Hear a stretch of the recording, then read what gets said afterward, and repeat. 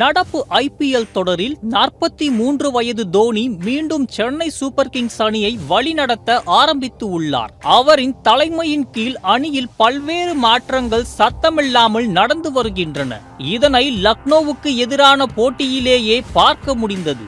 என்றாலும் பிளே ஆஃப்க்கு செல்ல வேண்டும் என்றால் மீதமுள்ள 7 போட்டிகளில் குறைந்தது 6 போட்டிகளையாவது சிஎஸ்கே வெல்ல வேண்டும்.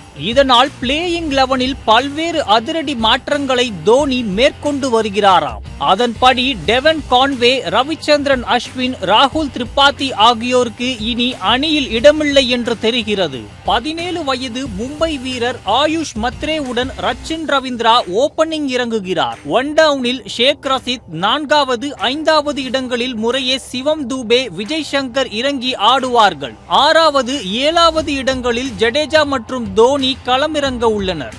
இந்த பேட்டிங் ஆர்டர் நிச்சயம் நல்ல பலனை கொடுக்கும் என தோனி நினைக்கிறாராம். பந்துவீச்சில் பெரிதாக மாற்றங்கள் தேவையில்லை என்று கடந்த போட்டியிலேயே தோனி பேசியிருந்தார்.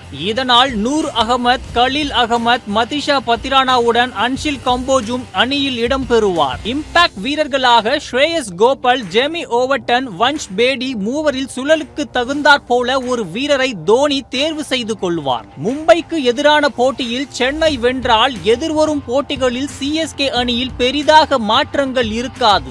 இந்த பிளேயிங் 11 ஓகே என்றாலும் சென்னை தொடர்ந்து விஜய் சங்கருக்கு வாய்ப்புகள் அளிப்பது ரசிகர்களை கவலையில் ஆழ்த்தி வருகிறது. அவரை நீக்கிவிட்டு வன்ஷ் பேடிக்கு அந்த இடத்தை கொடுங்கள் என்று சமூக வலைதளங்களின் வாயிலாக கோரிக்கை விடுத்து வருகின்றனர்.